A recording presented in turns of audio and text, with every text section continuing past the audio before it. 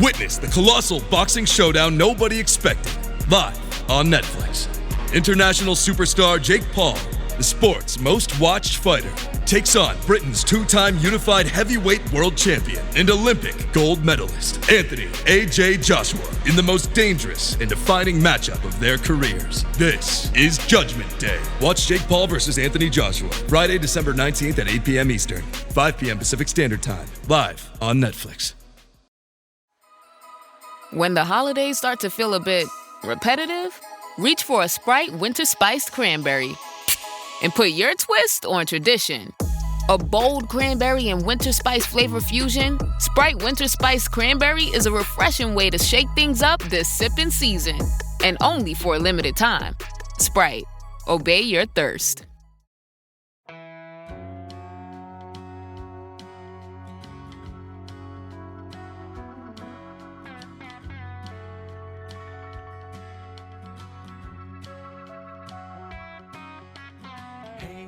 Hey, where you been? Buckeye Talk is about to begin. Hey, come on in.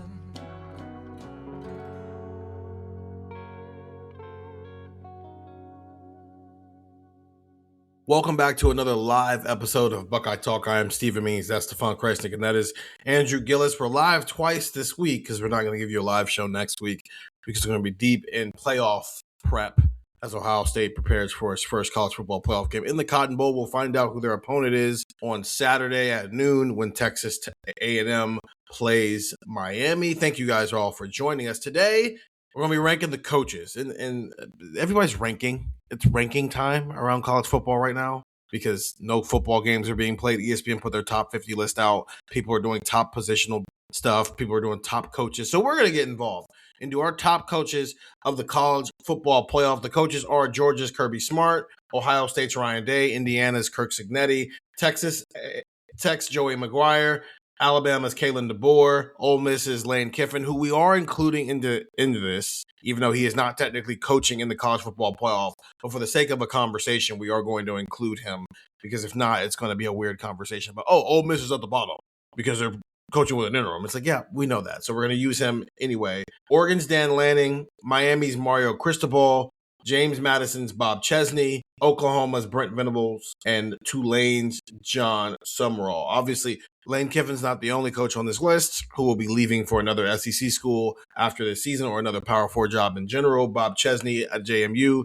will be leaving for UCLA as soon as their season is over, and John Summerall will be leaving for Florida as soon as their season is over. But unlike Lane Kiffin, they had the decency to stick around and coach after earning the right to compete for a national championship. While Lane Kiffin did this in the messiest way possible. We're going to do this 12-1, counting down the top 12 coaches in the college football playoff. And we're going to start with number 12. And it's 4 different rankings. We have our 3 individual rankings, and we also have our texter, 614-350-3315. 2-week free trial, $3.99. After that, we asked them to rank the coaches as well. And we start at number 12. This is the, what's the word? When you combine everything together and get one average. The word we use for things like this. Average? Yeah, but collective, mean? Yeah, collective. Mean is too elementary. Too elementary. Aggregate. There we go. Brandon got the word aggregate rankings. Listen, man, it'll be okay. We're starting with Bob Chesney, which everybody but me had at number 12. So, Stefan, I want to start with you. Why is Bob Chesney, the James Madison head coach, who was 21-5 during his time at James Madison, 12-4 overall? They are 12-1 this year. First college football playoff opponent appearance for Bob Chesney, and he has one Sun Belt Conference title. I know Brennan has the Holy Cross. I told them before, I only use the FBS records for all these guys, whether it's Kirk Cignetti, whether it's John Summerall, Bob Chesney, and everybody else on this list. I only use their FBS records.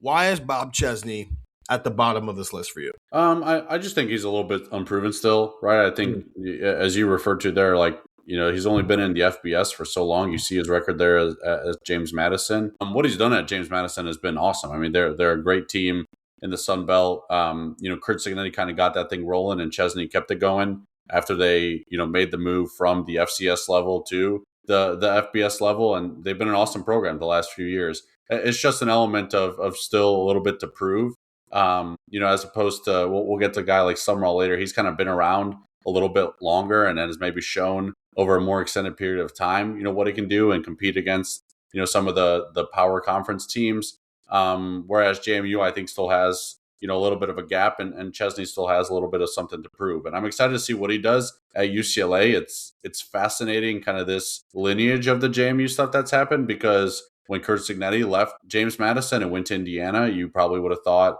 he's going to a job where you can't win. And I'm sure Chesney's maybe dealing with some of the same circumstances going to UCLA. Now, Cignetti stepped into a spot at a school where they were ready to, give more money as it pertains to NIL and resources and things of that nature. UCLA might not exactly be in that spot, but there is some parallels that are kind of interesting. And I'm excited to see what, happens in Bob Chesney's career, and if he's someone who maybe moves up our rankings, in future years. But right now, there's still an element of, I need to see it a bit more to believe in. That's why I have him at number 12. Gillis, why is he at the bottom of your list?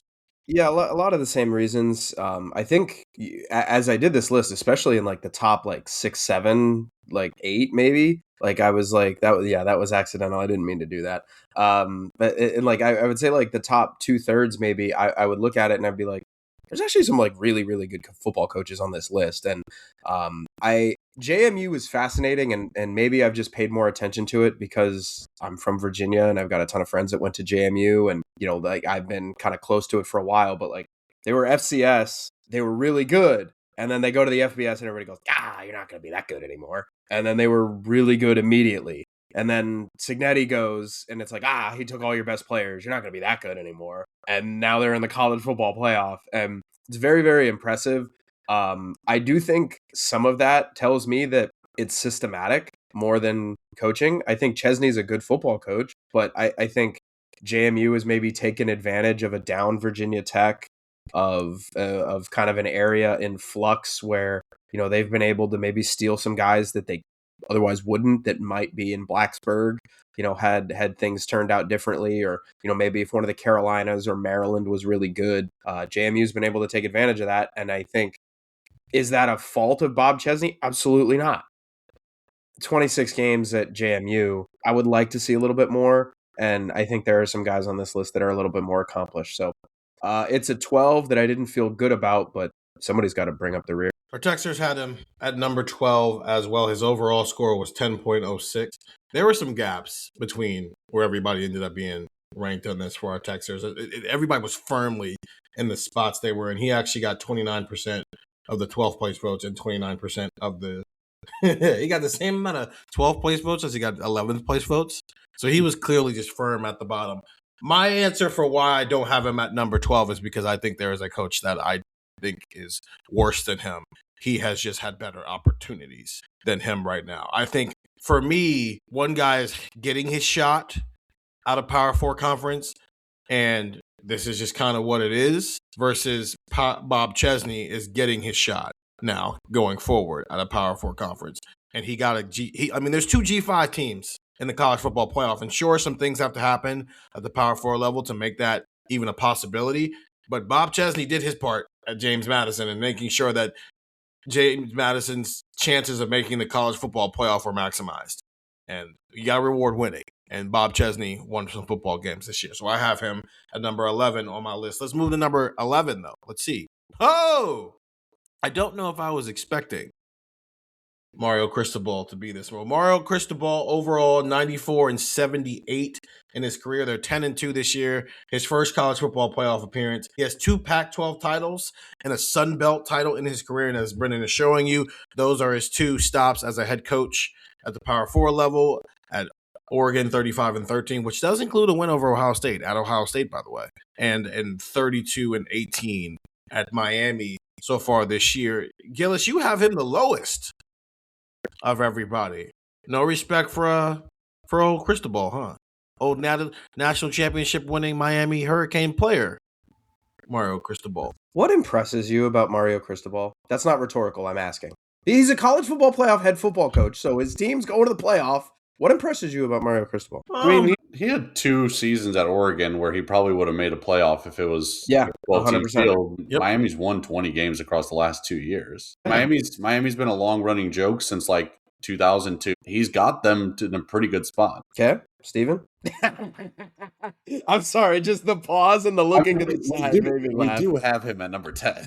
Yeah. This is you just have him the lowest of the bunch, so this is not a shame on him. I think he is a fine head coach. I don't think the thing is he's kind of at a historically good program. If I was a fan of a college football team, you know what? Actually, I'll make the perfect example. If I was a Penn State fan and we just fired James Franklin, and they went and got Mario Cristobal, I'd be like, I mean, maybe we just fired Mario Cristobal, so I don't know. Like, I just, it's a whelming. He's a whelming coach. He's whelming. He's not overwhelming. He's not underwhelming. He just is. I do think you talk about Miami being historically good, though. Like, they were not when he came in there. No. In the same way that, like, if Matt Rule was good at Nebraska, you'd be like, oh, well, he's winning at Nebraska, of course. It's like, well, it's not that easy. So just to shout out Buckeye Ryan. Buckeye Ryan, I think, shows up for every single one of these things. So He's shout a out real him. He had in our chat, Mario's in-game coaching is elite for other teams. I think he's right. I think he's 100% right. He's like, so in the last 3 years, Miami was 15th in team talent composite this year, 14th last year. They were 12th in 2023. They're not Alabama, Georgia, Ohio State, but they are at a level in a conference where Clemson has kind of fallen off, right? Like what has Clemson done these last 2 or 3 years that has impressed you? The answer is nothing. Clemson's fallen off. There hasn't really been like a let's take over this conference. I know Florida State went 13-0 or 12-0, I guess, in 2023, and they got robbed of a playoff spot, but neither here nor there. So it's like they go undefeated. Like, there hasn't been a consistent factor. And when you look at what Miami maybe could be, I don't know. It just feels like that team should have made the playoff last year. It feels like they were really kind of flirting with disaster this year. You know, I know they beat Notre Dame in week 1, but like they turned that around and they played like you know what against Louisville, and it nearly cost them. And they lost on the road at SMU, and it nearly cost them. Like, I don't know. It's just the highs are really good with Miami, and that was why I think when we did our pod the other day, the ceiling for Miami is really high. They have a good defensive line. Malachi Toney's really good. If you can ask Carson Beck to just kind of like not screw it up, he probably can do that. You know, they've got enough. But I don't think Mario Cristobal is elevating a whole heck of a lot, though. I mean, he's one of 5 coaches on this list who have won a Power 5 conference championship. So, he's not nothing. I would say he is trending in the wrong direction as a coach. And that's why he's number 10. And I tried to be careful of not getting too excited about the hot names, because I think that can sometimes happen. It's like, oh, well, this guy. It's just I think the peak of him was those 2 Pac-12 championships at Oregon, but also beating Ohio State at Ohio State were probably the peak of his powers. And since then, he has more talented teams now than he had then, in a easier conference to win, and he still hasn't won it.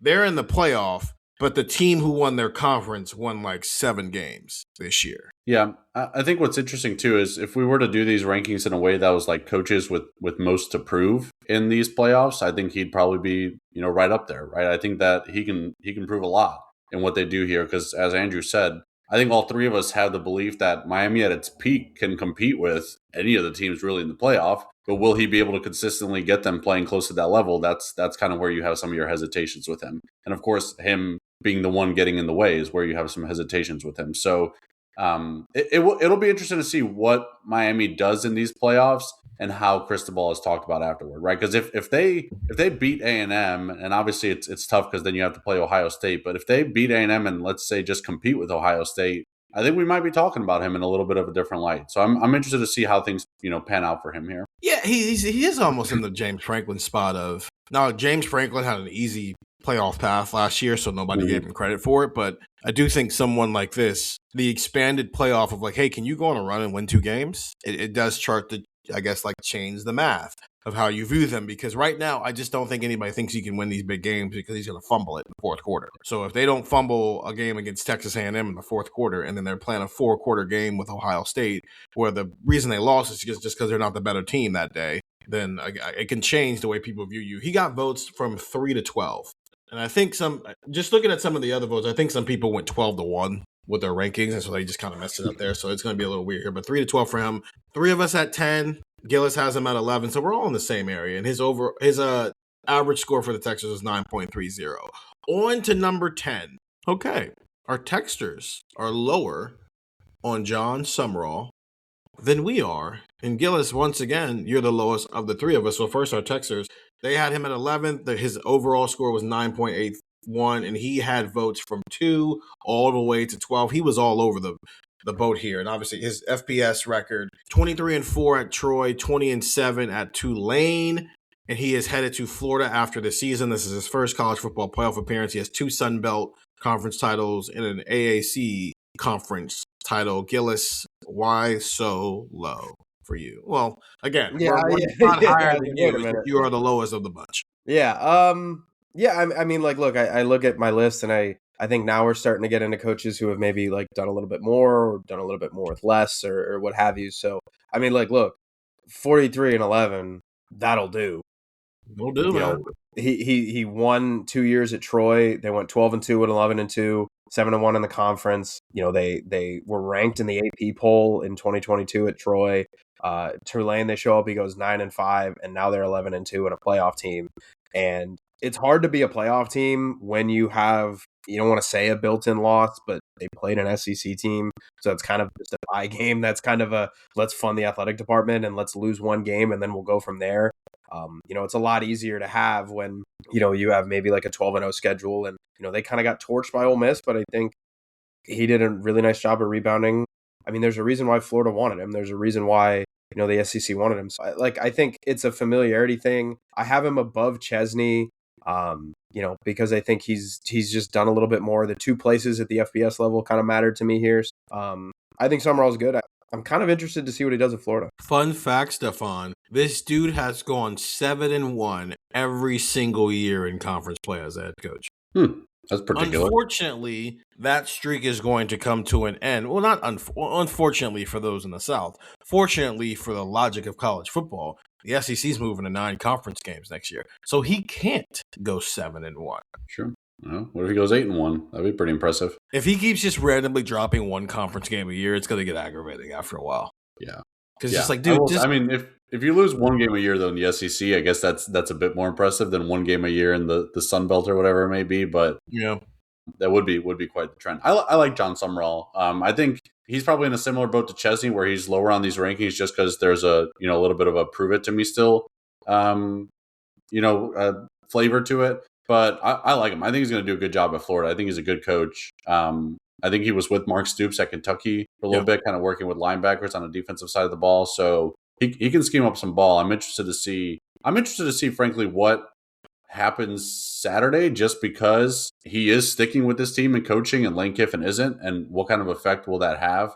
I thought it was really cool. I don't know if you guys saw that he donated like $100,000 to Tulane. I think I'm assuming it's their kind of NIL fund or whatever it may be. Like that's a pretty cool move by a coach who's leaving. Obviously, leaving from Tulane to Florida is different than leaving from Ole Miss to LSU. There's different conversations. One is tolerable. Yeah. And also, like, Summerall is less childish than Lane Kiffin, for lack of a better term. So I like Summerall. I would not be surprised if he had a lot of success at Florida. I feel like Summerall is fully taking advantage of the fact that everybody hates Lane Kiffin right now. Oh, yeah. Great PR for Summerall is whatever Lane Kiffin's doing. So it's literally, let's see, would Lane Kiffin do this? Yes. Okay, then I won't do it. Will Lane Kiffin do this? No. Okay, I'm going to do that then. It is. Because I don't think there's a coach in college football getting better PR than John Summerall and Kirk Cignetti right now. Yeah. You know what I think is interesting too is the Summerall, like, still coaching at Tulane story. It's awesome. And it's like, what if they pull off the upset and Summerall's like, okay, hang on, I have to put together a roster at Florida. Like this is going longer than I thought it was going to go. Like you're trying. His Twitter is half Florida, half Tulane. Like I get it. I'm all for the fun of this, but you do realize the portal is going to be open. in about 2.5 weeks here, dude. Yeah. You have a roster you have It's to going to be build. interesting. Yeah. So you three, the Texters, Andrew Gillis and Stefan Krajisnik, all three of you had a consensus bottom three, even if not all in the same order. Is this a gap for you guys? Like there was, what is this, 10, 11, 12, and then there's a gap between them and then whatever the next group is. I would say there's more of a gap between 1 through 8 and 9 through 12. Okay. Me. I think 9 for me is maybe more towards the back half of that grouping. Like it's like a NASCAR race. You have the first group of cars, you have the second group of cars. 9 to me is more towards that second. My top 7, I'm pretty firm in those guys being the top 7. My number 8 is in a weird spot. I haven't said my number 11 yet though. Okay. And I haven't said my number 12 yet. So let's move on to number 9, Brennan. Okay. I figured I was going to be significantly lower on Brent Venables than the group was going to be. Brent Venables, he finishes number 9 for our Texers, 8.08 average score. He had votes from 3 through 12. The bulk of his votes, though, came between 6 and 10 in the situation. So I guess before I give why I have him so low, since you, Andrew and Stefan, you two are in lockstep with where you have Brent Venables, who's 32-19 in his career, 18-16 in conference play, and that's obviously split between the Big 12 and the SEC. 2 years in the Big 12, 2 years in the SEC. This is his first college football playoff appearance, and he is one of 3 coaches on this list who has never won a conference championship. Granted, he's also the only one who has ever only been at one spot in his career, and that's playing in the Big 12 or playing in the SEC. Stefan, I will start with you. Why 8 for Brent Venables? Yeah, I feel like all the reasons you're going to list him for being number 12, I'm going to probably agree with as well. He's kind of in this. That's why I said 8 is my one guy where the top 7 are in a group, the others are in a group, and 8 is in this weird spot because I don't entirely know what to make of him yet. I think it's been impressive what they've done this season.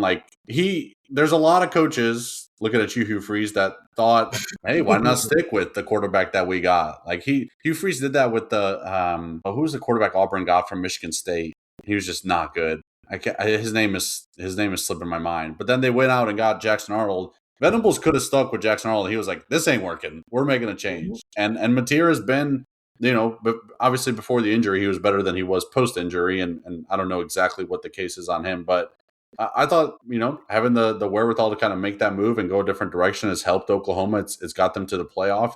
And, Ryan Day is maybe a bad example just because of the success he had immediately after taking over for Urban Meyer. And I don't want to do the whole born on third base thing, but Ohio State's a better program than Oklahoma, right? Especially an Oklahoma team transitioning to the SEC. I'm willing to give Brent Venables a little bit of a benefit of the doubt if this is your first time being a head coach. You do have to learn a little bit as time goes on. And I, just as much as anyone, thought he was on the hot seat coming into this season, and he's taking that next step. So I kind of have a number 8 because his career as a head coach kind of feels like it's in this weird spot where if he can continue the success that he had this season and maybe build off of it a bit and get that offense going a bit more, then he's got opportunities for us to say, okay, it just took some time for him to learn how to be a head coach, and now he's got it going a little bit at Oklahoma. Or this winds up being a little bit of a flash in the pan year. It fades after this, and we just find out that he's maybe better off just being a defensive coordinator. So I have him at number 8 just because I'm curious to see which direction his career is about to go in after this season. Yeah, Stefan, the answer you were thinking of was Peyton Thorne. Yes. Yeah, I looked that up because that was getting at me, and I was like, God dang, what is that? Who is that guy? Look, I co-sign a lot of what Stefan said. I think you have to fault him for the offense being inept. Oklahoma can't win the national championship. I'll say it right now. I know that's crazy to say about a team that's hosting, a team that's sitting in the same spot that Ohio State was a year ago. They can't win the national championship, and that's because they can't score. However, they are a threat to beat anybody because that defense is legit. That defense, not just they're good and they up. No. They are at a level to where if their offense was a smidge better, we would be saying, can this team win a national championship? But it's not. So I think Stefan hit it right on the head for me. This is 2 roads going in a different path in the woods. Which one is he going to go down? Is this what Oklahoma is, where you can get... Sorry, I'm reading a comment right now. Somebody making fun of the SEC. I did think that was a really good comment. I think it was a Braveheart reference too. So shout out that. But I think this could either turn into every year they're going to be really good defensively, and we'll see what Oklahoma's going to be, or this is just what they are. They're not that good. This is a flash in the pan where they got some defensive stuff together, and the offense was good enough to score 17 to 20 points a game and not screw it up. But he is a very, very good defensive coordinator, and he is one of those guys where Oklahoma is kind of never out of a game. You never walk into a game and think blowout, because his defense can keep the other team down. We used to talk about James Franklin that way too. And 2020, he probably would have been number 8 on this list. Just gonna call this James Franklin part of the podcast. 2022 is first year at Oklahoma. They go 6-7, 3-6, and they lose in the Cheez-It Bowl. Okay, we'll give you some grace. Lincoln Riley up and left and went to LA and kind of ransacked your roster. Took his quarterback with him. Lincoln Riley pulled the most. I'm taking my ball and going home. Except I'm not from Los Angeles, California. I'm actually from the Southwest, so I'm leaving home. Then they get their act together. Notre Dame did it better, though. Notre Dame did it so much better. 10-3 in year 2, 7-2 in Big 12, and they lose in the Alamo Bowl. 2024, first year in the SEC. It's okay. You gotta, adjust to the SEC, even though the team that you walked in lockstep with and ruining the Big 12 for a couple of years there, they got to the college football playoff in year 1 and the conference championship game, but it's okay. You can take a year to figure it out. 6-7, 2-6 in conference. They lose in the Armed Forces Bowl. And now in 2025, they go 10-2, 6-2 in conference, and they are in the college football playoff, and they will play Alabama this weekend for a chance to get to the Rose Bowl to play Indiana. Up and down and up and down and up and down we go. That's not how you build a good college football program, is going up and down. Are Oklahoma fans happy with the first 4 years of the Brent Venables era? Because they are still blue blood. Are they happy with the up and down? Because history tells me they're going to go 6-7 next year. And he'll get fired. So I'm with you, Stefan. He probably cooled his hot seat, which means it's not scalding hot, but it should still be warm. It's like March in Columbus. Don't turn your heat off yet. We're not out the woods yet. Keep that heat on. I'm going to use Kirby Smart as an example for Brent Venables, because both of those guys were coordinators for a long time for 2 really, really good college football coaches. Right? Brent Venables at Clemson and Kirby Smart at Alabama. And both waited and waited and waited and waited and waited and waited. Maybe longer than they should have. Well, not should have, but could have. They probably could have taken jobs 4 years into that. I mean, Brian Hartline just did it. Speaking of which, coaches who took jobs and finds out that maybe they're not that good of a head coach, we'll find out. He did just hire Tim Beck as his offensive coordinator, though, so that's not a great look. Kirby Smart waited and waited and waited and got Georgia, and look at where Georgia is. We're going to talk about Kirby Smart 45 minutes from now on this podcast. We're talking about Brent Venables 30 minutes into it, and I think we should have been talking about him 12 minutes into it, because I think both of them are the extreme examples of, just because you hung around with one of the greatest coaches of college football history for a long time and waited for the right job doesn't mean you were the right person for the job. And I am wondering if Oklahoma is about 12 months away from realizing that Brent Venables is a very good defensive coordinator. Both of you are correct. I think if you need a DC and this dude's just walking around looking for a job, you should snatch him up immediately. Just because you're a good coordinator doesn't mean you're going to be a good head coach. And I don't think this is going well right now. Oklahoma is not a place where you can be 6-7 and then 10-3 and then 6-7 and then 10-2 and then 6-7 and then 10-2. You're supposed to be a little more consistent than he is. And it's very sporadic right now. And I think this is what he is. Every other year they're going to be bad, and every other year they're going to be good. And that does not make you a good college football playoff coach, because that's the standard I'm ranking these guys off of. So that's why I have him on the number 8, Joey McGuire. Okay, wow. Okay, this is all right. This is fun now, because now we're all over. I love how it went 5 with Steven. The average was 7. I was 9. It's just like we are really spraying the board here. Which I like, because I think we've reached that point 1 through 8 here where there's going to be some discrepancies in where people have guys ranked. And I think some of this is just what you value as media people, as podcasters, but it's also just an interesting conversation. I think the Ryan Day conversation is going to be interesting as well. let's start with our Texers. They have Joey McGuire at number 7. His average score was 7.94. Joey McGuire had votes everywhere from 2 to 12. So far, we're still living in a world where guys are all over the place. This is the former high school coach who took over at Texas Tech. He's gone 35-17 and 24-12 in the Big 12. They are 12-1 this year as the 4 seed in the college football playoff. His first playoff appearance, and they won the Big 12. That's his only conference championship so far. Stefan, you are the lowest of the bunch. So we'll start with you and your negativity. Yeah. I have some hesitations on exactly what he is as a head coach. Not much of a track record before he took over at Texas Tech.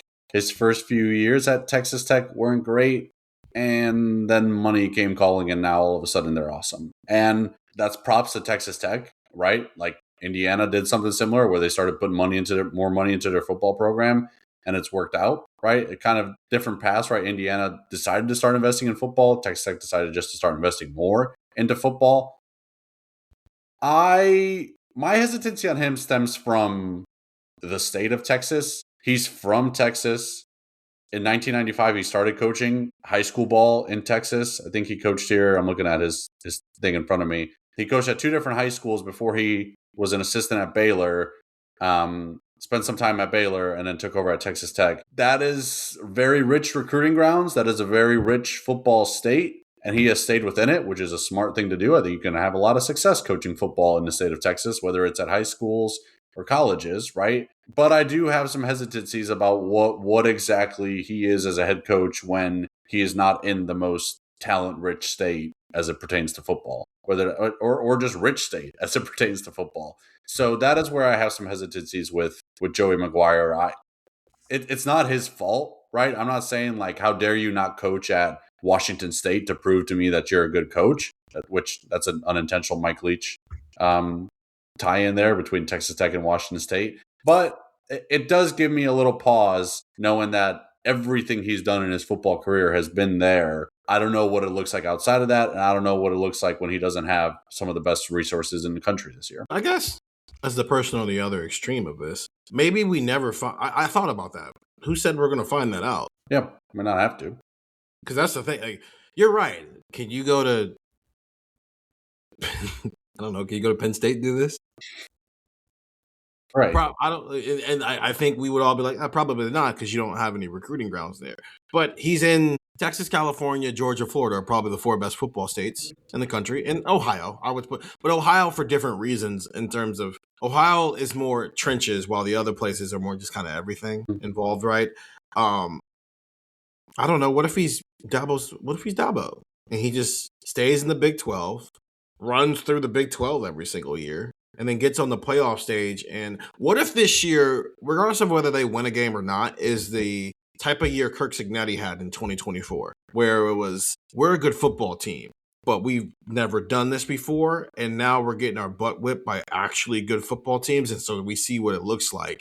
And then he spends this off season going, okay, I didn't have that, I don't have that, I don't have that. We need to go get those things, because that is the difference between just winning the Big 12 and not winning, but competing for national championships. And so I think this playoff might do him some good. And that's why I have him so high, is because partially he just might get more bats at it than some of these other coaches because of the conference he is in. And he might be able to take advantage of the fact that, yeah, my conference sucks, but we don't.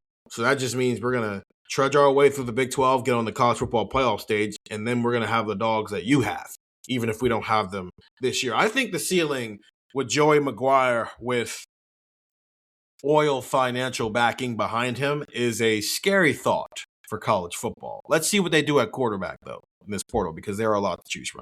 Though Pete Nako said that they're not going to go get Patrick Mahomes Jr., which is that's an unfortunate end of that story. It sounds like Sorsby's maybe in the mix there. All right, now I'm interested. Because now it's not just a meme, it's just like an actual interesting thing. You're in the middle of the road, Gillis.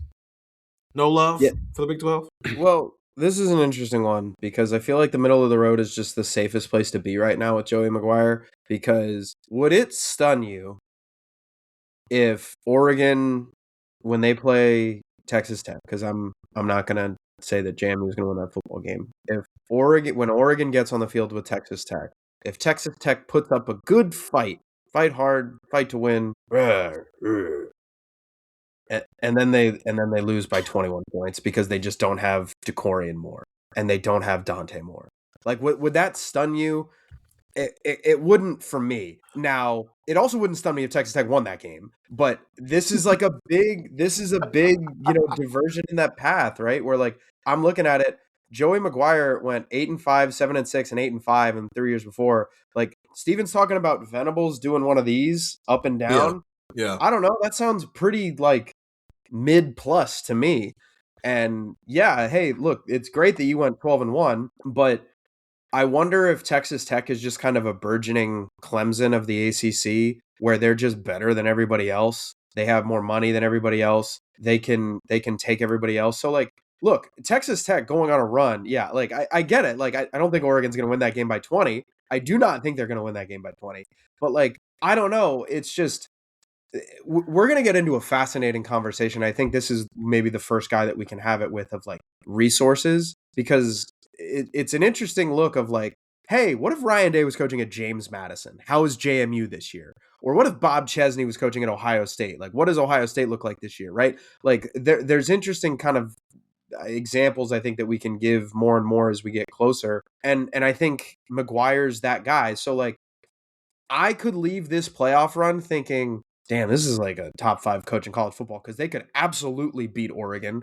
And they might, I don't think they would beat Indiana, but they could give Indiana hell. And that would not shock me if they lose that game 27-24 and they give Indiana all they've got and it's a war. So like, I don't know.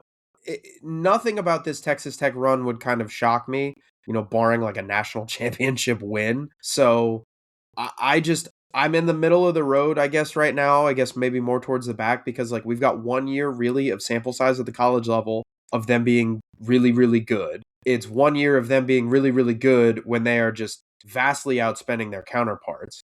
And I want to see what happens when everybody talks about how great that defensive line is. And look, David Bailey's great and Jacob Rodriguez is great.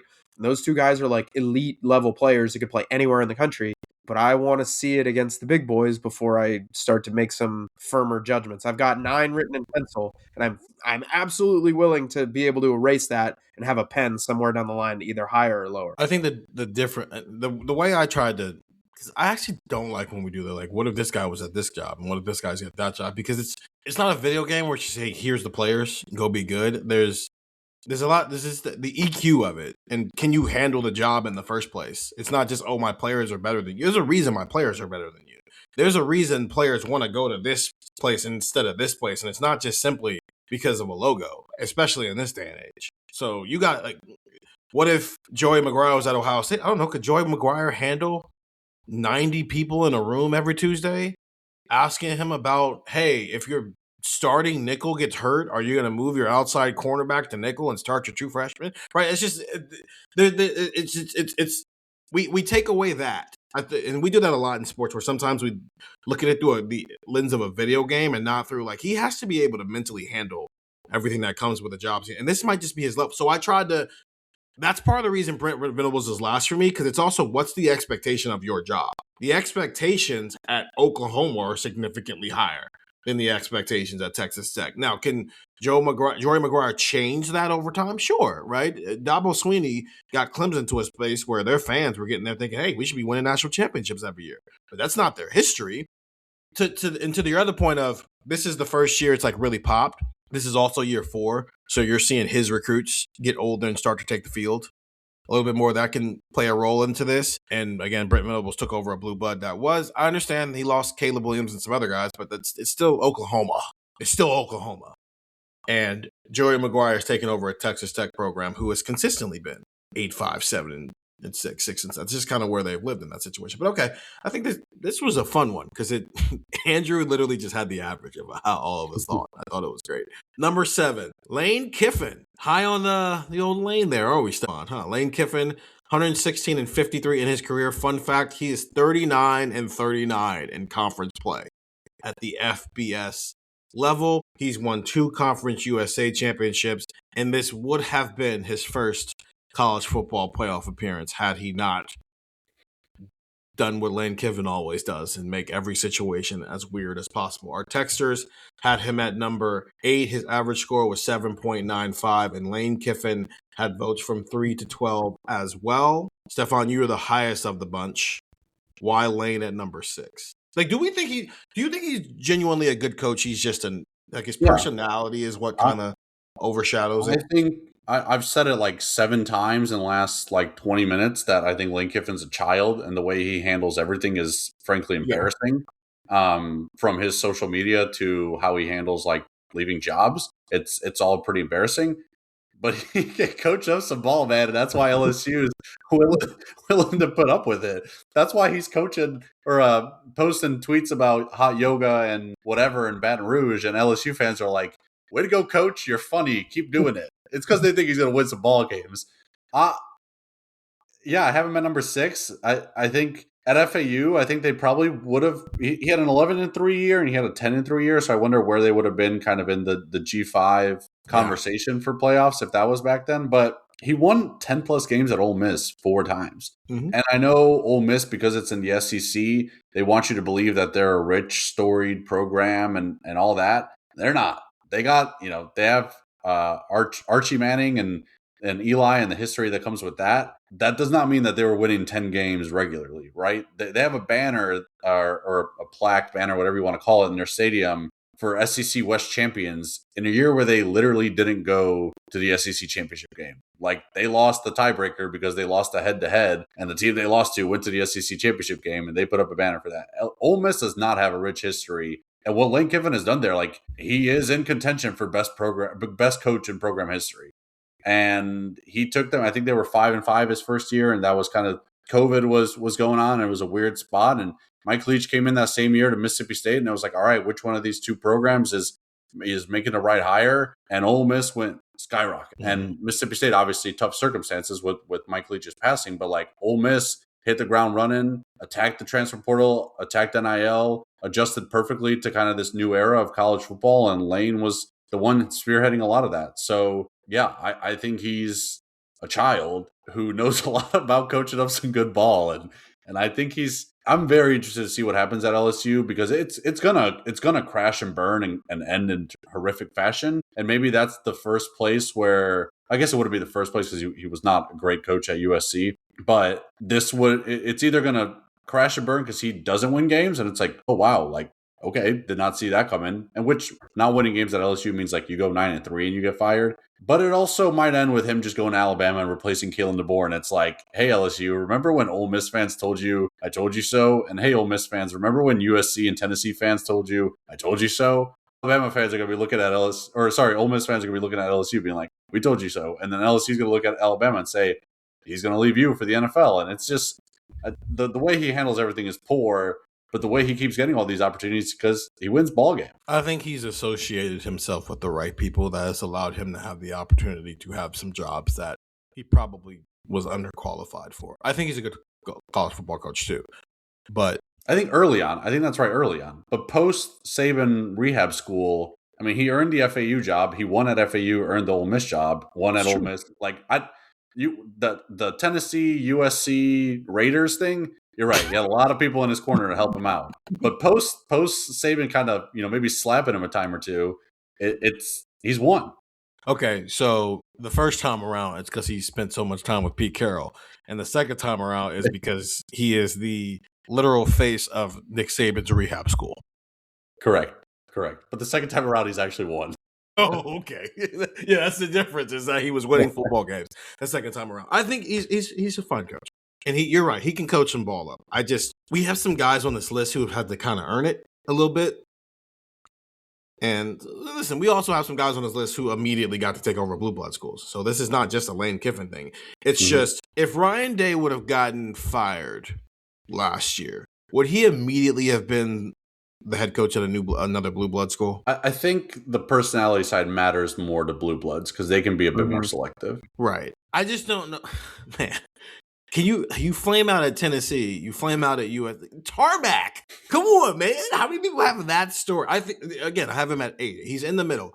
I think he is the conversation around him the last month and a half. You would think this dude had won like 4 SEC titles, was dominating the Pac-12 when he was at USC, and like had mad first-round draft picks. When in the all actuality is, I mean, he obviously like the Giants quarterback right now. He's from Ole Miss. Like he's got sprinkles of good things, but he gets the converse. He kind of dominated the coaching carousel conversation in a way this year. That's like, this is not Kirby Smart, man. What are we doing? So that's why I have Matt 8. And Andrew, like you're in the middle of us, so you're probably some combination of all those things. So he's we're good, all kind but of he's not that good.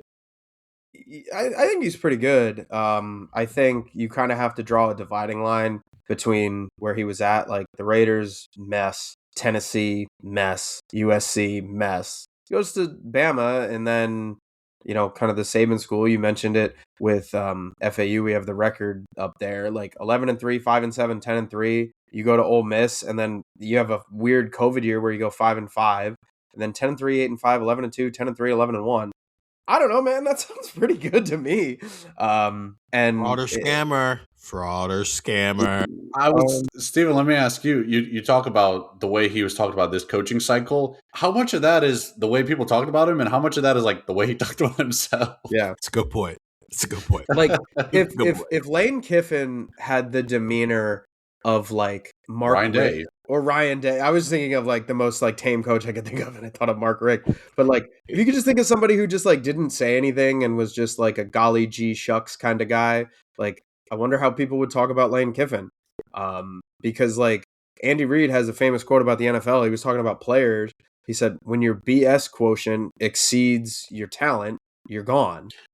And the problem is people think that this guy is still very talented. Like if LSU, like I'll say this, if LSU flames out, like if it doesn't work at LSU, which, and by the way, I would have had Golding 12th on my list. So like, I think that kind of like, I know it's an interim coach, but like, but like that's why I do think there's a drop. He would have been 12th for everybody though, because he's never done it before. So it's the like reason I say that though is like, I think had Kiffin stayed at Ole Miss, like we wouldn't have been dismissing an Ole Miss Georgia game in the Sugar Bowl as like a Georgia's going to blow them out because blah, blah, blah. Like Georgia won that game by 8 points early, but I think Ole Miss scored like 35. Was it 43-35 if memory serves that game was? So it's like, I don't know, like we give Lane 10 days to scheme up some ball and you might be able to do something. So it's like, I look at Lane and I see a coach that is pretty good.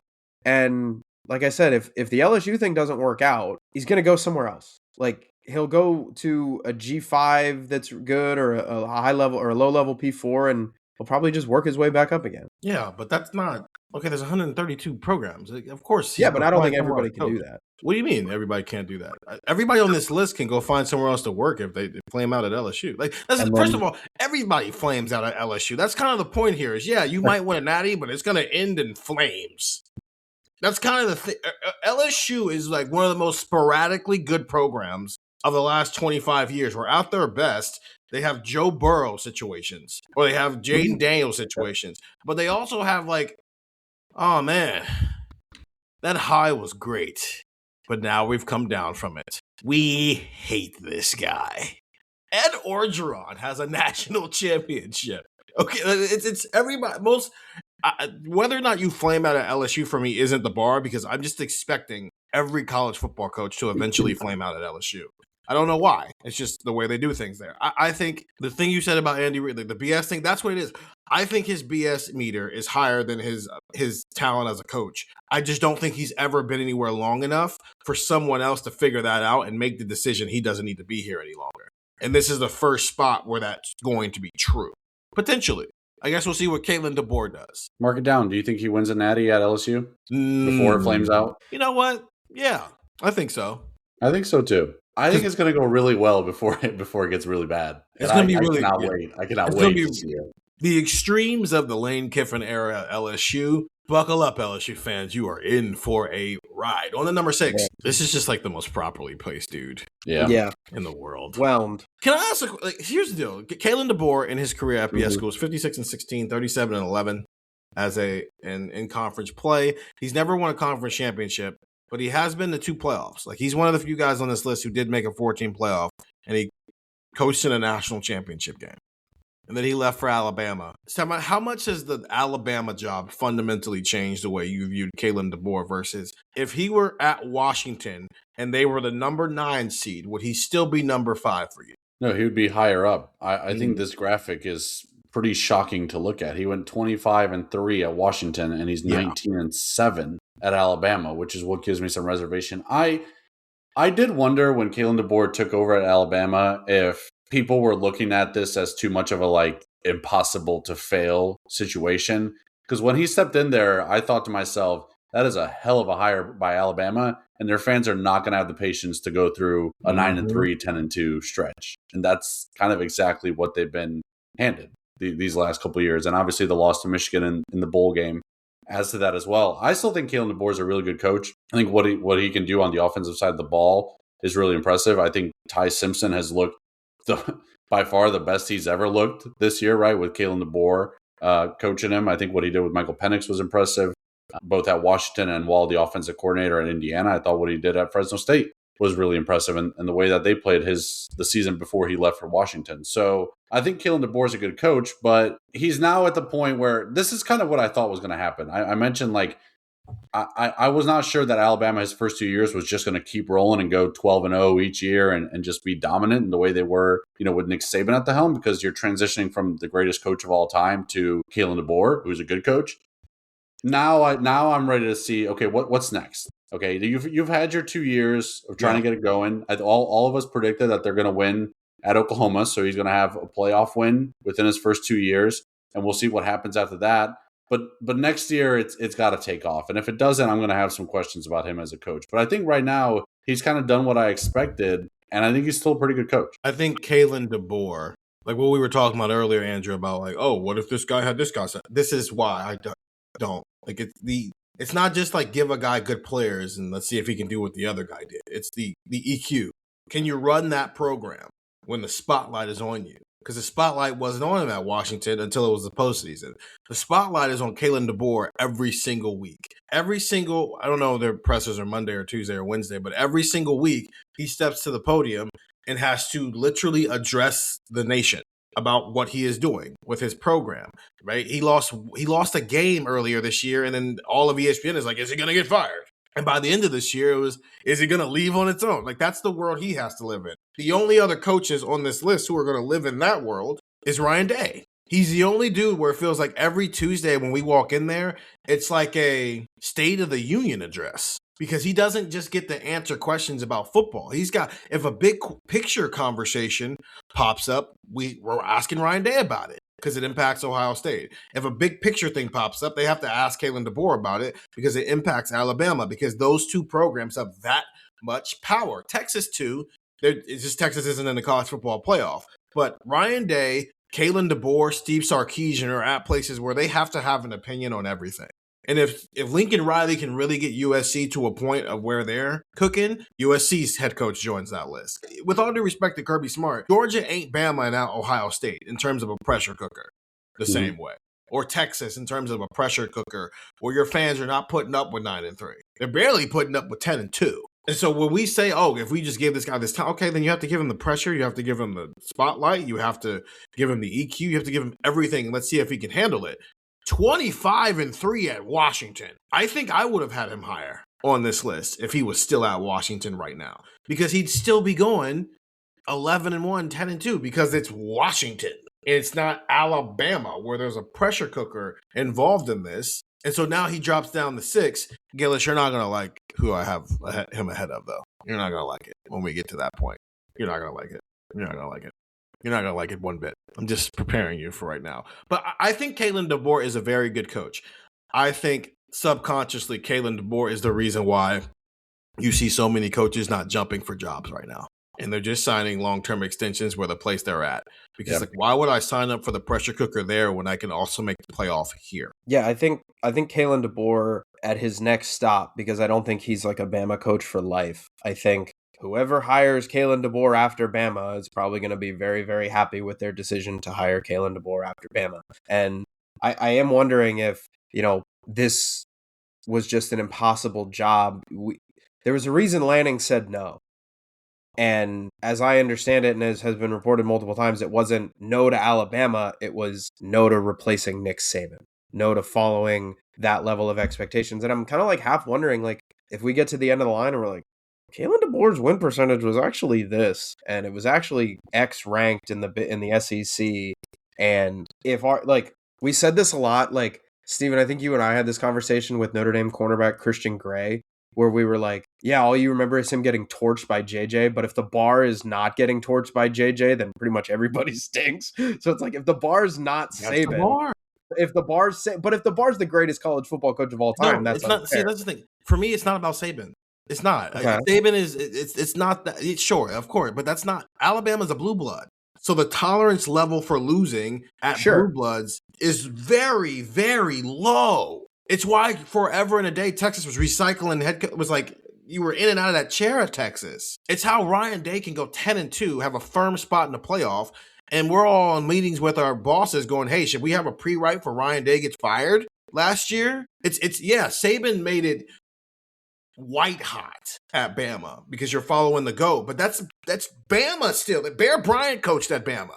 So he's not the first GOAT coach to coach it. That is life at a blue blood, which is why when you take over a blue blood, you better be like, your personality better be up for the task. Because if you win a football game 45-21 when you were supposed to win it 56-6, no one's going to be talking about the win. They're going to be talking about the things you need to fix. Ohio State was 12-0. We spent 12 weeks going, your red zone issues. Hey, why don't you stop taking the wide receivers off the field? Can you stop doing that? Life at Blue Bloods means you're always talking about what might cause you a loss more than you are celebrating a win. So, yeah, sure, Nick Saban made it white hot, but I think that's Bama's expectation is that you're competing for national titles. 19-7 at the other two stops of Kalen DeBoer's career over the first 2 years would have been great. That means the program is moving in the right direction and it's headed somewhere. 19-7 at Bama ain't getting it done. That's not cutting it. And it's the same at Texas. It's the same at Ohio State.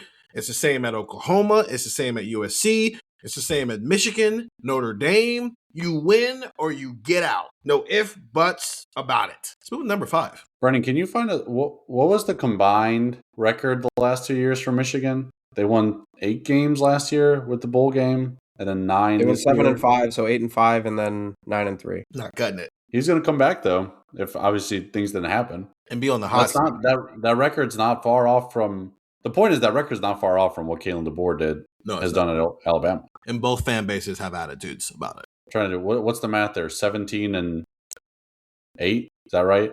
That's not far from 19-7. No. Yeah, 17-8. So Sharon went 17-8 the last 2 years at Michigan, and DeBoer went 19-7. And Sharon had a win over Ohio State, and Kalen DeBoer had wins over Georgia. Yeah. So they're not far off from each other from a football standpoint.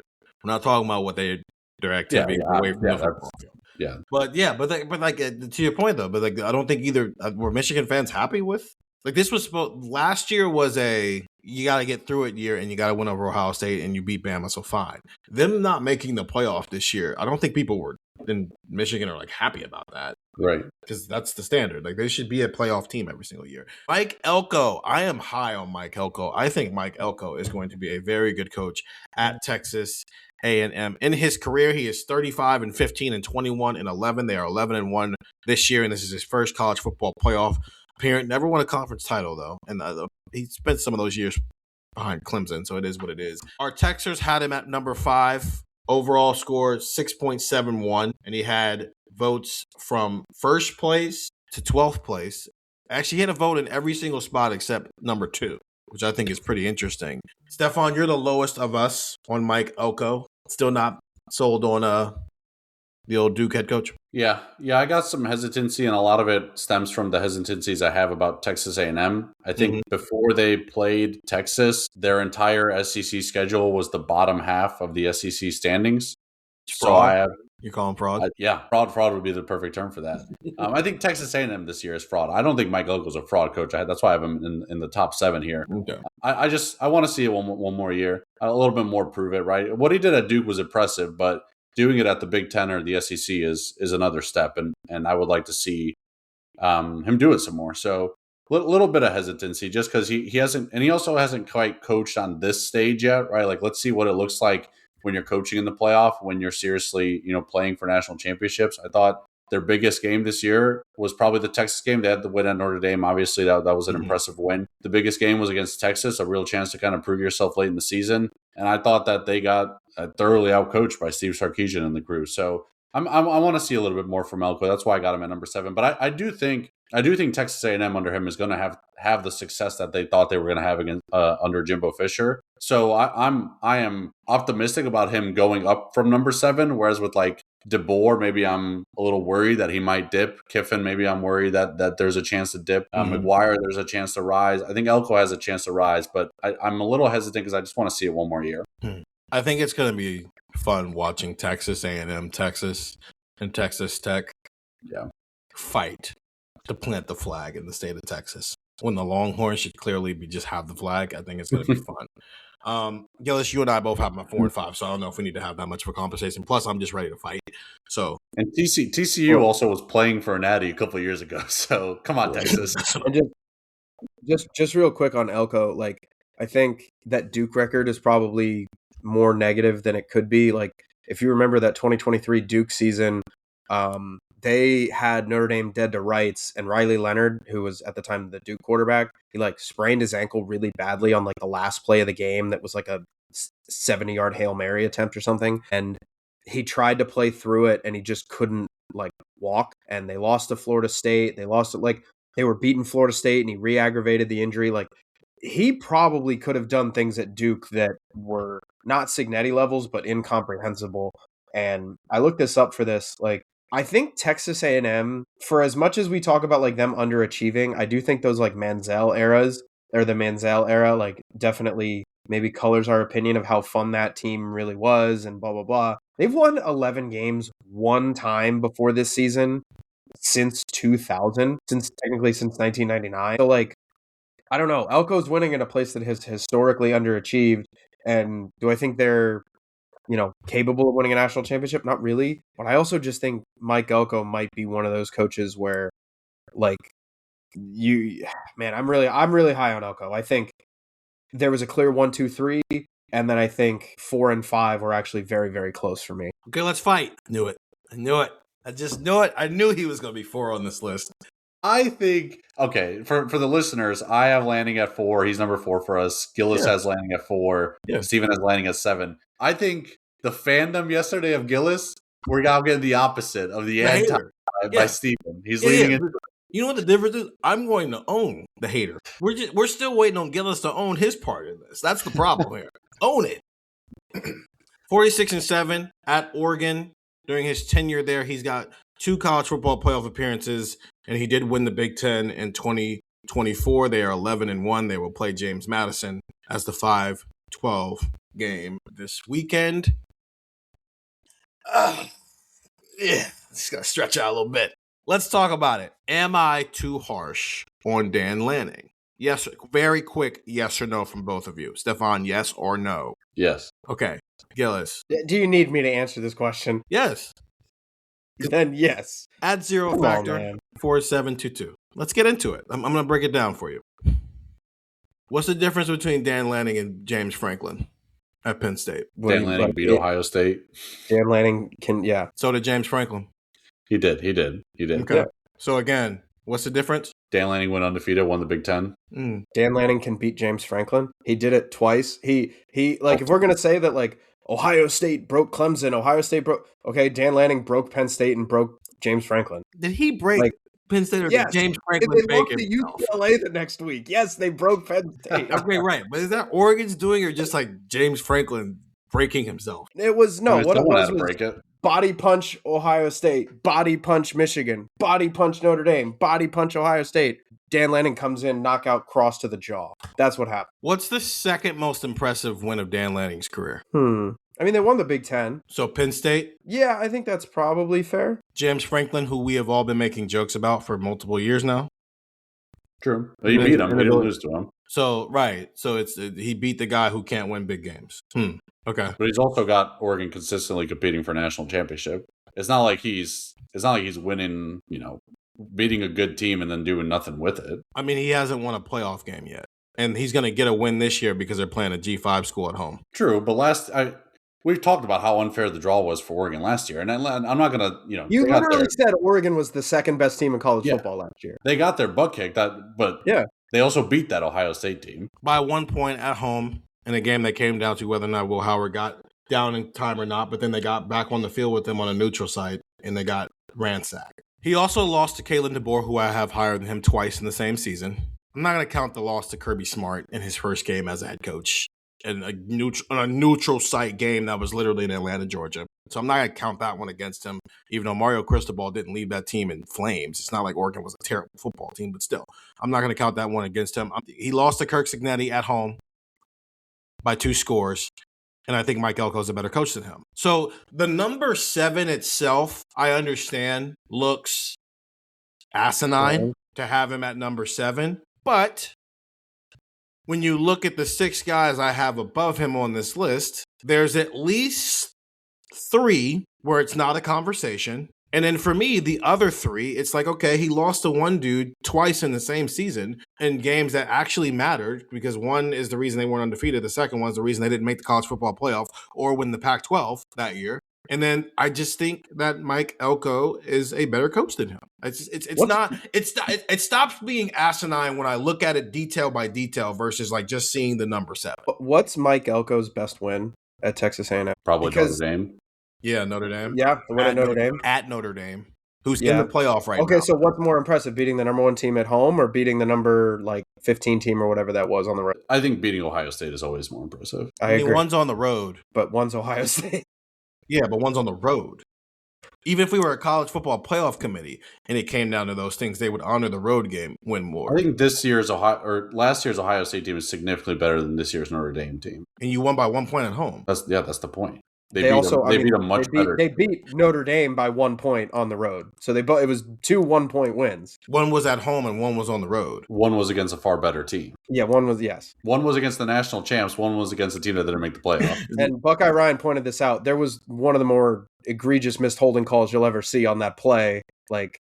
If we're going to talk about egregious calls, okay, Jeremiah Smith had one of the most egregious offensive pass interference calls. That was not. We're not going to do this thing of egregious calls in the game. So I'm curious, because the reason I have Lanning at 4 is because we're talking about a coach who went 13-0 last year in the regular season conference championships, and then he got torched. His team got cooked in the playoff. Okay, but 13-1, and then they go 11-1 the next year. And in the last 2 years, if my math is right, that's 24-2. And his 2 losses were to the number 1 team in the country at home, the number 1 team in the country in the Rose Bowl, where again, cooked, no ifs, ands, or buts. That game was a bloodbath. And the number 1 team in the country at home by 10 points. And I feel like if we just say that, a coach in the Big Ten and or SEC goes 24-2 in a 2-year span, and now we're here. I don't know. I think it's pretty, in my opinion, it's pretty clear that he's bare minimum top 5. Let me pose. I don't get the argument for McGuire either. Then, let me pose the question. Yeah, because Stephen, I understand what is the difference between him and James Franklin. Mm-hmm. What is the difference between Dan Lanning, who's won 46 games in his first 4 full seasons as Oregon's head coach, compared to Ryan Day, who won 46 games in his first 4 full seasons? I'm not counting the COVID year. I'm gonna take out 2020. They've each won 46 games in their first 4 full seasons as head coach. That's a good question. So it feels like Lanning's kind of like, or it was Venables that we were talking about, kind of being at a crossroads of, is Dan Lanning going to become James Franklin, or is he going to become Ryan Day? I lean toward Ryan Day. Because of the level that they're recruiting at, the wins that he's had, being undefeated, being a number 1 seed, I lean toward that direction, which is why I have him so high. So you're asking what's the difference between the two and essentially their first 53 games as a head coach? Sure, yeah. Ryan Day made 2 playoffs and coached in the national championship game and beat his rival. That's true. And then he turned around and started struggling against his rival. That's true. But he didn't start out struggling like this guy did. That's true. Okay, who inherited a better program? So we're back to that? I think the thing that I point to a lot with Lanning is Lanning's first game on the job, they lost 49-3 to Georgia. And I don't count, And sure, but I don't count that against them. I already neither said do that. I, and that's kind of my We can- point. That now they No, but look okay, how far they have but here's the come. deal. Like, we're not fine. Yeah, he's 46-7. How many of those games are the reason we're judging him, though? Are we judging him because he beat Rutgers? No, we're judging him what he does against teams that were like-minded like him. And I said it I've been saying it. And he does not have enough consequential wins on his resume, right? He has a very good resume. How many games has he won where there was something to lose if he lost a football game? Well, Ryan Day left the Oregon game last year, his sixth season as head coach with what was it, 2-5 record against top 5 teams or whatever it was? No, you're right. Yeah. Lanning has 2 wins against top 5 teams. Penn State last year and Ohio State last year. Their resumes are very similar through the first 4 years of their one career. made the college football playoff in the 4-team world, which is the world that Dan Lanning was living in when he was at Oregon.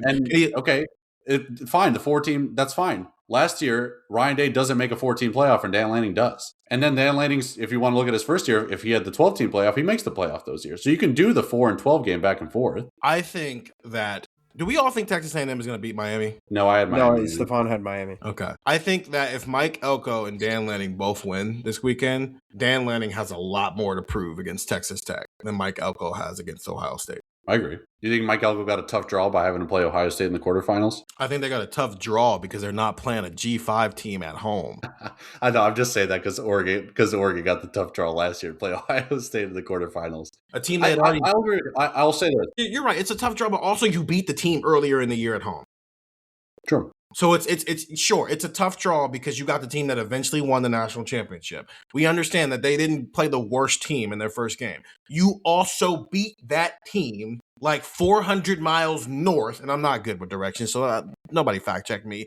Literally 2 months before that. So we can come up with every excuse for all these different coaches, but I don't think he has won enough games where, like, if there's something on the line for him to lose, he wins it. Ryan Day at this point was his record above 500? No, but you can point to more games that he'd won where there was something to lose. He'd won playoff games before last year. Dan Lanning has not won a playoff game yet. And did anybody think Oregon was going to lose to Penn State in the Big Ten championship game last year? No?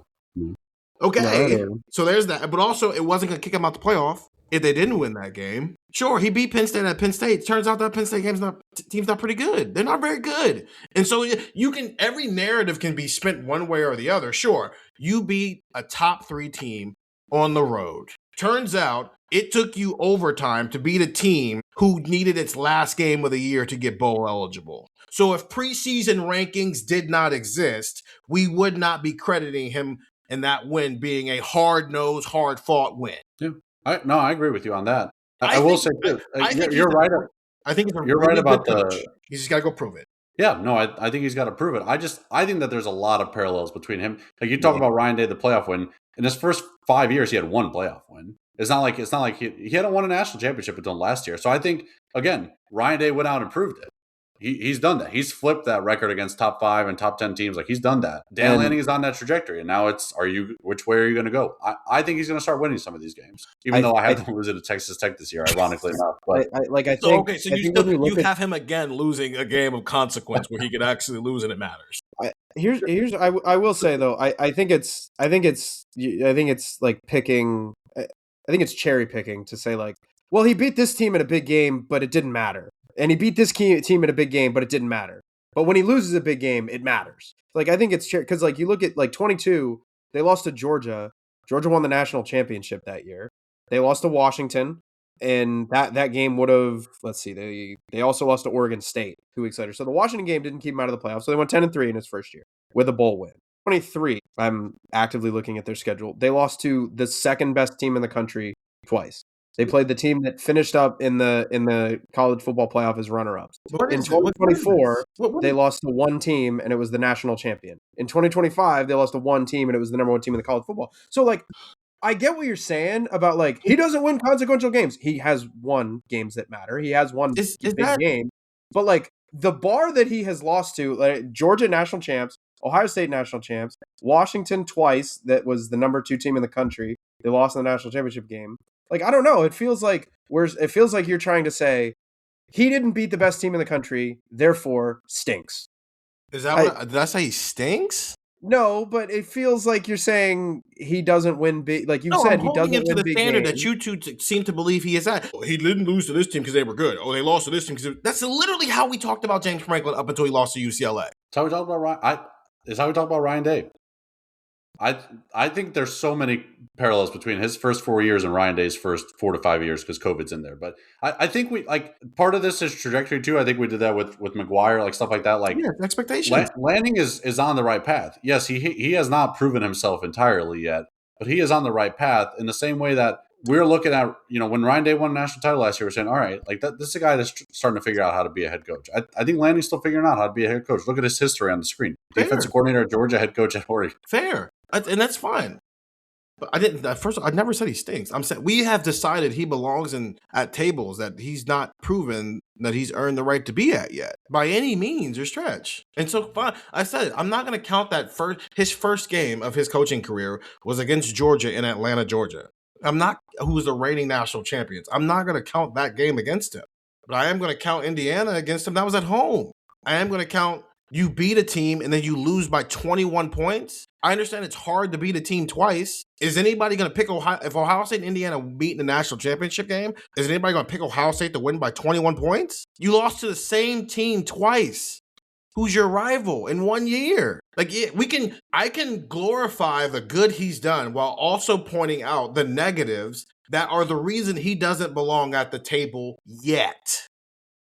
Do I think he has the potential to get there? Yes. You asked me earlier, Stefan, do I think that LSU wins a national championship with Lane Kiffin as his head coach? I said, yeah, I think it can happen. Do I think that Dan Lanning wins a national championship at Oregon? Yes.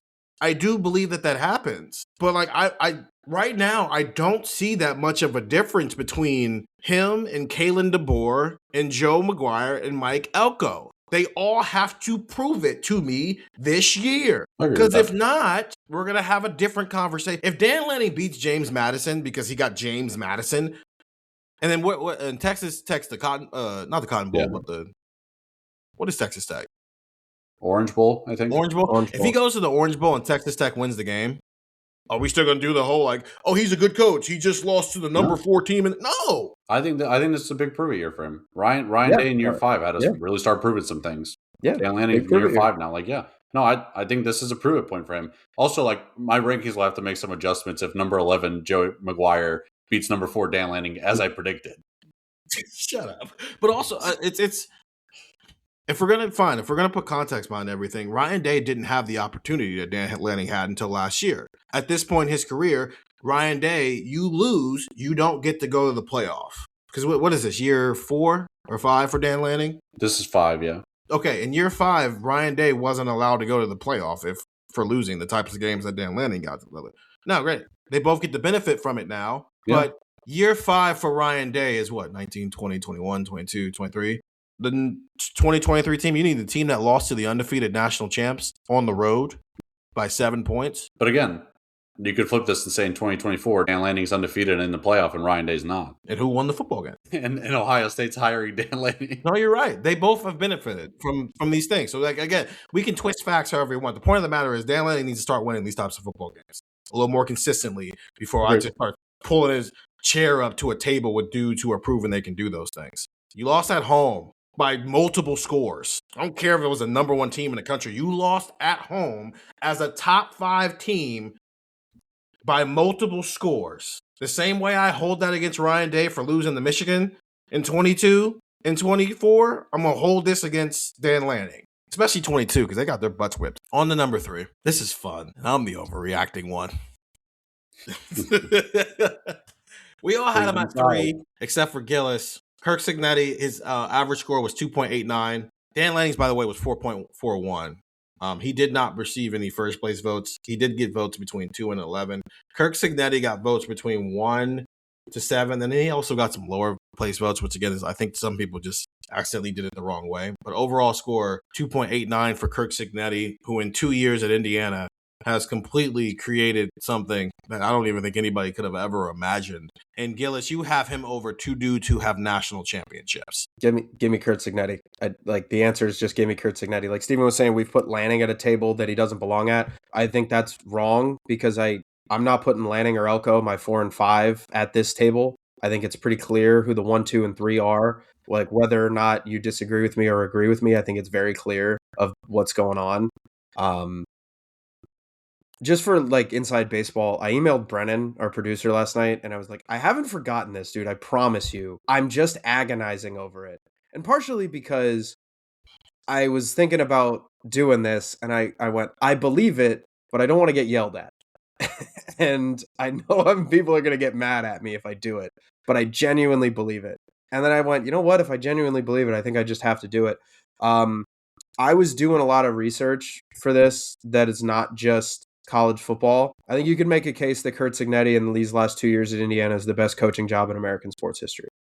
It's not for me to make that case, but I mean, it could think be if you want to it could read be. it at And I'm talking like if cleveland.com/LSU. somebody wants to write like a 5,000 word Kurt Cignetti, this is the best coaching job we've ever seen. I think that's possible. It's almost impossible to compare it to pro sports. The way that I thought of it was somebody took over the 1-15 and 0-16 Browns and immediately went 14-2. And oh, by the way, they didn't get to draft number 1 or number 4. They picked 79th and 85th. And those were their first 2 picks of the draft.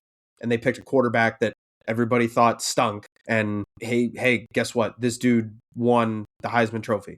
And hey, this dude is the MVP of the league or whatever. Like Kurt Cignetti, what he's done to me, and maybe this is nuts to say, is one of the most impressive coaching jobs I have ever seen in my life. And if we had started last year's playoff preview pod when we did the 12 team, ooh, look, this is fun. We have this new 12 team pod.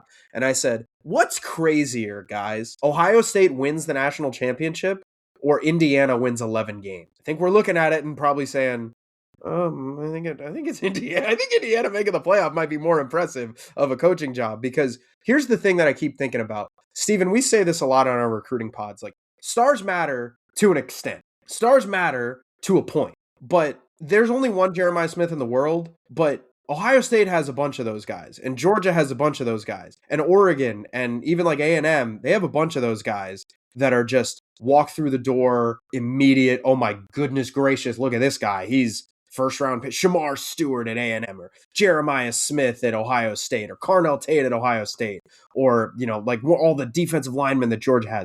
Indiana hasn't. Indiana's done this with James Madison Jr. And has Kurt Cignetti identified that talent? 100%. Has Kurt Cignetti and his staff brought that talent in? 100%.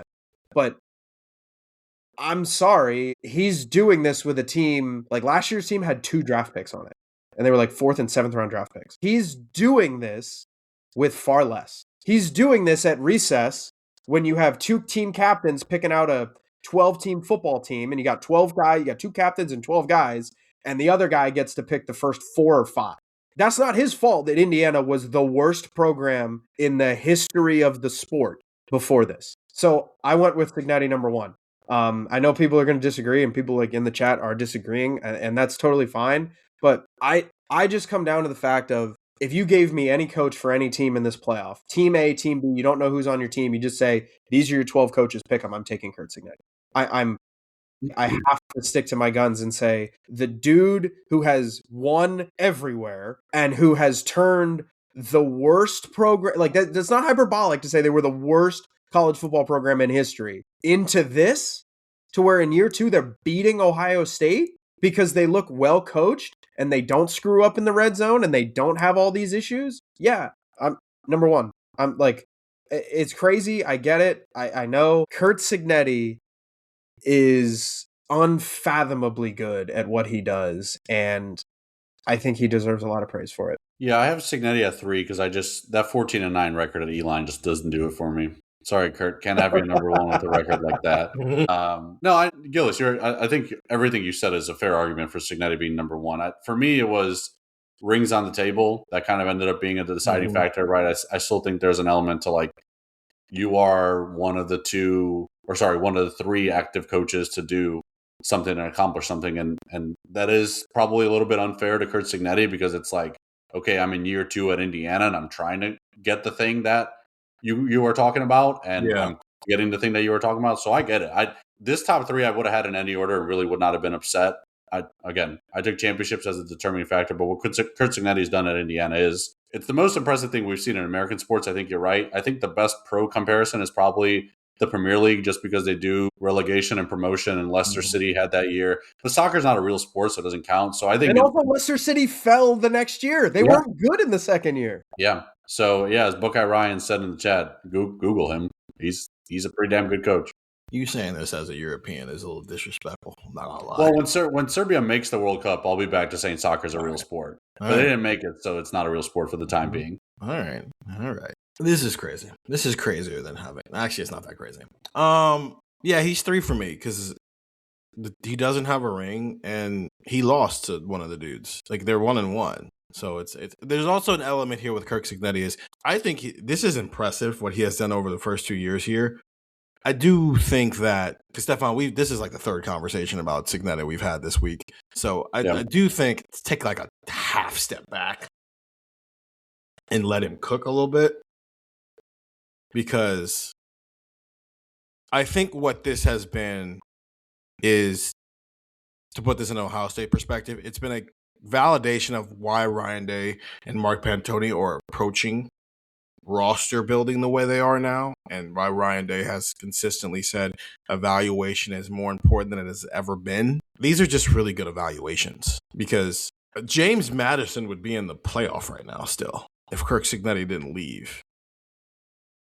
Because that's where Elijah Surratt came from, and D'Angelo Pons, and I think Omar Cooper came from there as well, and Michael Cooper now. Cooper was an Indiana guy. Okay, Kamara came from James Madison. Aiden Fisher came from. Yeah. There's a like, talk about taking your ball and going home, even though you're not from Indiana, but you get what I'm saying. These were the types of evaluations where I think if he were still at James Madison right now, ironically playing at Oregon, I'd be like, I don't know, man. I think Oregon better come to play on Saturday. To be frank about it, I think Kirk Cignetti could have changed the math a little bit with how we view G5 teams had he stayed at James Madison for 2 more years with what he had. Because it's not like he went and got Curtis Rourke came from Ohio, and he went and got Fernando Mendoza, who was I can't throw the ball down the field quarterback at California. Right, this isn't like he went and got DJ Lagway or Dylan Raiola, like 5-star quarterbacks where it's like, no, I want to be at this place. Like, I think he could have gotten Fernando Mendoza to James Madison, and we would have spent 3 months disrespecting James Madison, dismissing the fact that, they're undefeated, but they're a G5 school. Fernando Mendoza, come on, Cal's quarterback who flamed out. Come on, man. Aiden Fisher, come on, man. Surratt, come on, what are we talking about here? D'Angelo Pons is not having to cover anybody. And then they get on the playoff field and they beat a Power 4 team. That's a different world to live in. That's not the world we get to live in. James Madison is Bob Chesney, and they'll try their best to beat Oregon. I don't think none of us think Oregon's going to lose that football game. But listen, man, big game. I think it's the ultimate testament to how good Kirk Cignetti is we're saying, hey, you can't be number 1 and 2 because you don't have a championship ring at Indiana. It's okay, you're a really good coach. Listen, man, there's a good chance that I went too crazy with the Dan Lanning 7. I still believe everything I said, and someone in the chat said I could have gotten around it with 6 and not 7, and that's fair. But I still, everything I said for why he's number 7, I still stand by and will stand by until after this weekend. Well, actually, after the bowl sites first, after the quarterfinal, see what he does there. Let's let Kirk Cignetti cook a little bit, because it's not just that Ryan Day and Kirby Smart have rings. It's that they have built sustainable programs where every single year that is the case. Who's to say that Kirk Cignetti and Indiana don't go 8-4 next year simply because they have to rev up the engine again? Because that's the thing. Most college football programs, you build up, you get there, and then you have to start it all over again, which is what the difference between blue bloods and the rest of the sport is, that blue bloods never do that. They just kind of stay there.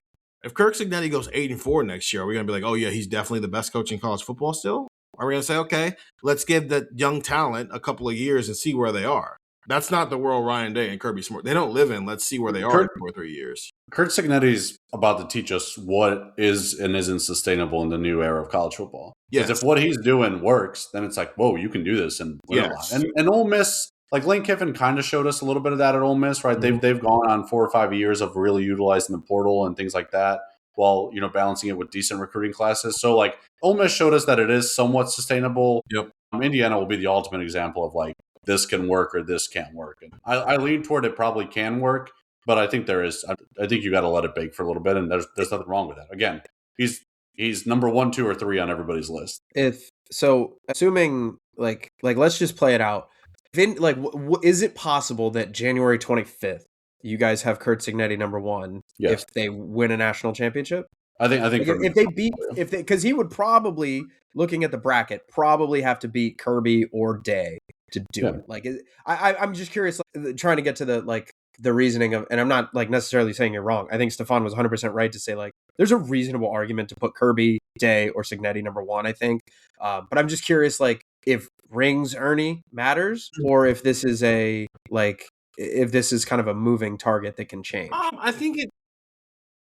I think if you win a national championship, everything becomes sustainable because you're a program that can win a national championship. I think it changes the entire landscape in terms of recruiting and things of that nature. Well, but I'm saying, like, would you change your ranking of him? Yeah. Like, would it be one or would it be 2? Yeah, behind I would at least consider it. And Sure. and the argument I'm making now is like, well, let it bake for a little bit. I think at that point, what are you letting bake? Like he has the same national championships as Day, and maybe he beats Kirby and he still have 1 less. Like, I was just curious because that's what I was curious about. Where it's like, hey, he beats Kirby. Kirby's still got 2. He's got 1. I think if he wins a natty, he'd be number 1 for me. Again, insane thing to say about Indiana City. Yeah, like that, and that was what I kept coming back to. Is that like we're not talking about like Oklahoma or like Florida or like some like sleeping giant. Just kind of there. Yeah, your argument for Signetti is being based off like relative to expectations in the same way, kind of that Stephen, why you have Venables so low is like relative to expectations. You're if you want to fully lean into like relative to expectations, that Kurt Signetti at number 1 is not an insane thing to say. He'd be. So who would he? I don't know. I don't know how to answer that. I think it depends.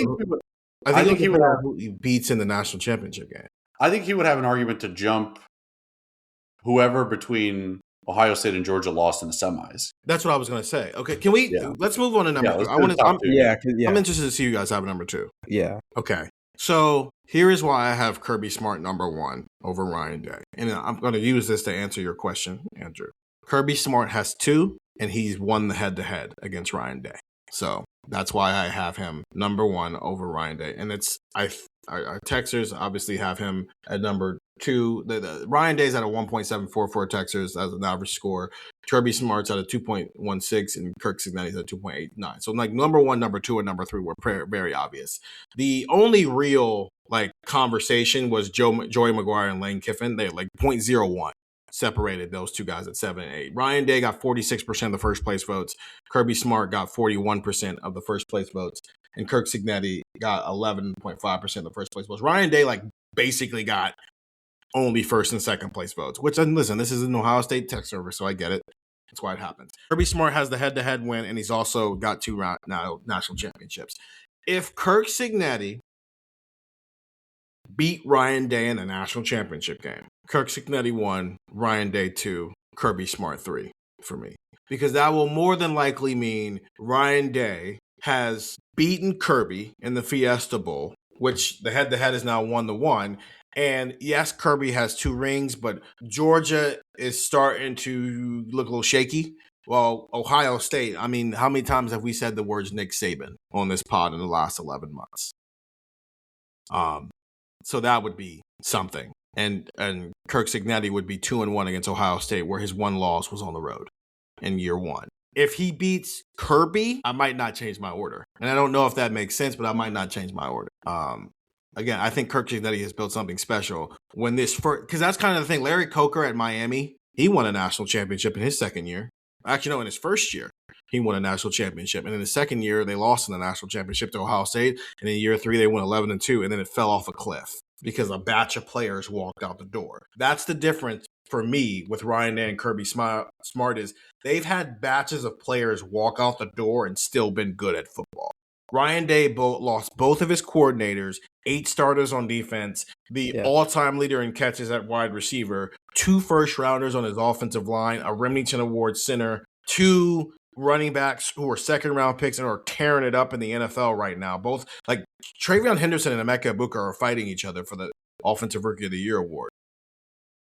And the result was, up until 15 days ago, they were like, I don't think anybody can beat this team. And it's because of Kirk Signetti, right? But also, I mean, there's X's and O's stuff we're not going to get into right now. But it's just those two. It's there's an element of can you do it again? Can you do it again? Can you do it again? Kirk Signetti is showing us he can do it once, but can you do it again and again and again and again? But if he runs through Ryan Day twice in essentially 45 days, and you can't ignore that. So for me, it was Kirby, Ryan, Kirk Signetti, and I'm open to the idea of Kirk Signetti jumping both of those to be number one. Yeah, I think like this is a real like hold hands and sing kumbaya kind of moment where it's like I think Stefan's right. I think everybody's got valid points. I think you could make a realistic point for Signetti, Day, or Kirby one, and I think you could make a very realistic case that those three rankings can shift around like deck chairs in a couple of weeks. Like I was really close to putting Day over Kirby. Somebody in our chat said that like 1 ring trending up, 2 rings trending down. Yes. I don't think that that's crazy. Like I obviously didn't, weigh. Obviously the rings mattered, and obviously like head to head mattered, and like I didn't feel great about giving Kirby the edge. Like I was kind of coming on here kind of willing to say like maybe I should have had Day 2, and maybe I actually would just flip those two and it's Signetti 1, Day 2, Kirby 3.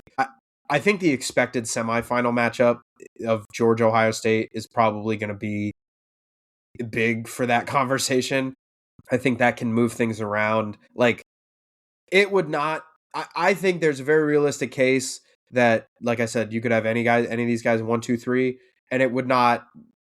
By the way that this playoff looks, by the way that this playoff should go, which means all 3 of these guys make the semis, I think there's a realistic case that any one of these guys can be 1, 2, or 3 at the end of this thing. And the guy who you have number 1 could be number 3. And the guy who you have number 3 could be number 1.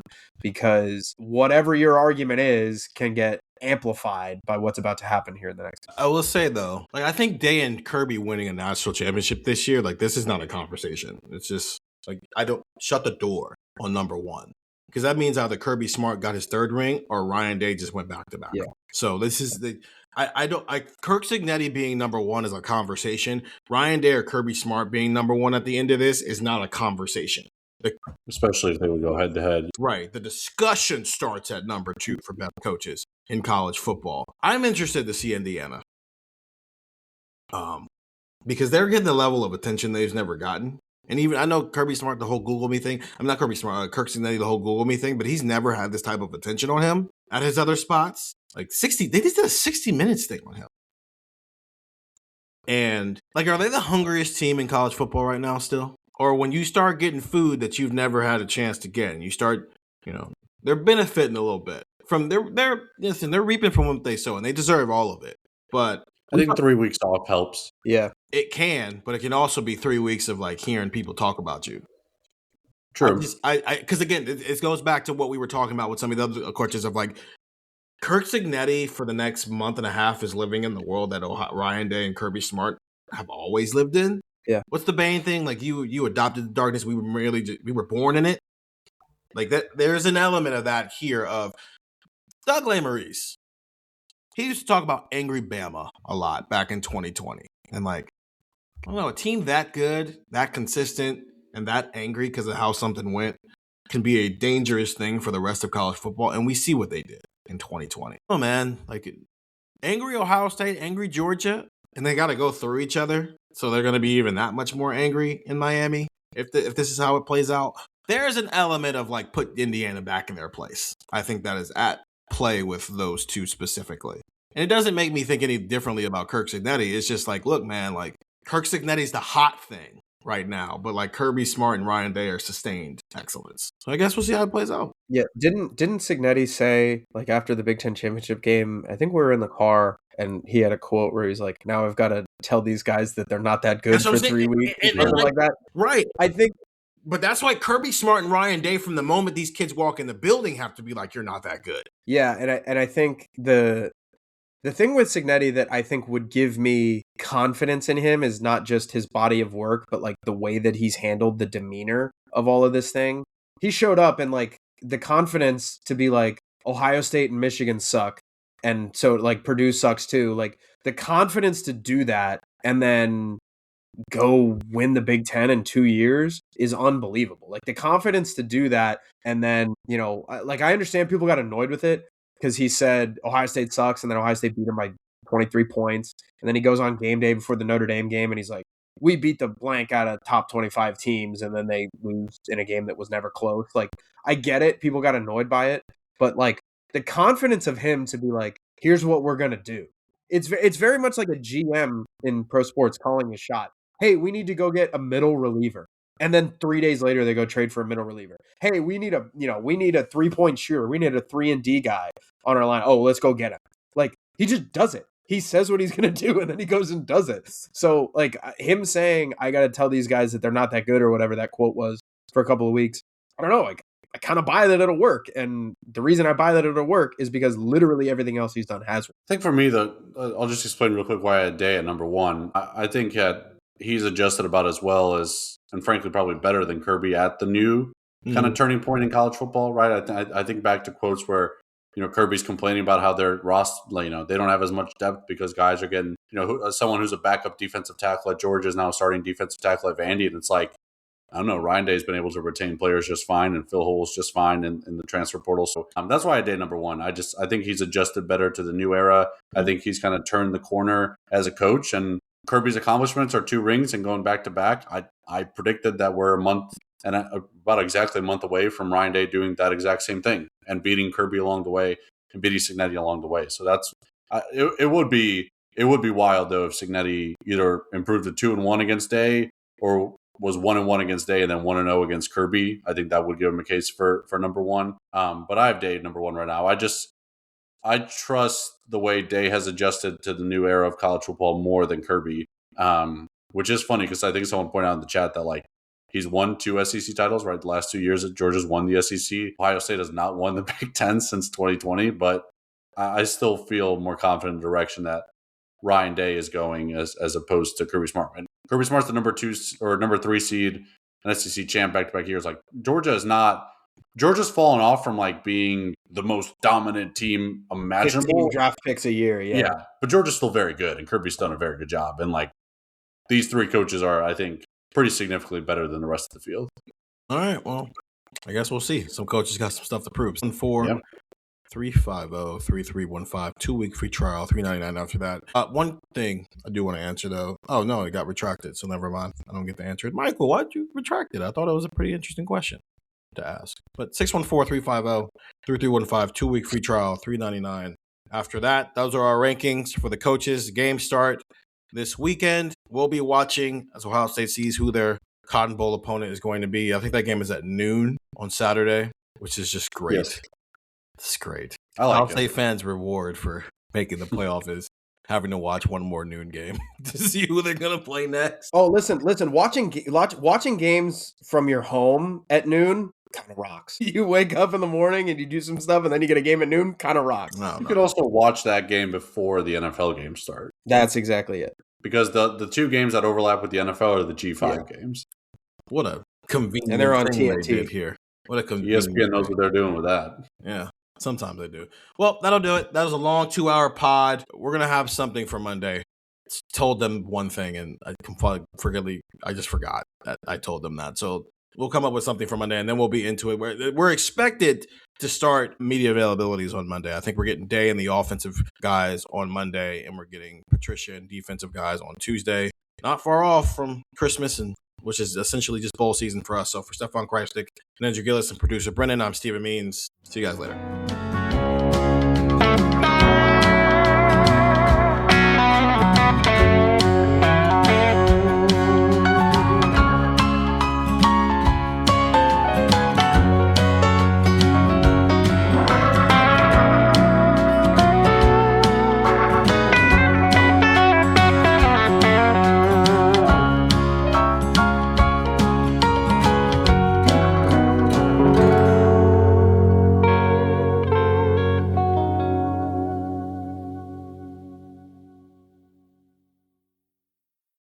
Ryan Reynolds here for Mint Mobile. You know, one of the perks about having 4 kids that you know about is actually getting a direct line to the big man up north. And this year, he wants you to know the best gift that you can give someone is the gift of Mint Mobile's unlimited wireless for $15 a month. Now, you don't even need to wrap it. Give it a try at mintmobile.com/switch. Upfront payment of $45 for 3-month plan equivalent to $15 per month required. New customer offer for first 3 months only. Speed slow after 35 gigabytes if network's busy. Taxes and fees extra. See mintmobile.com.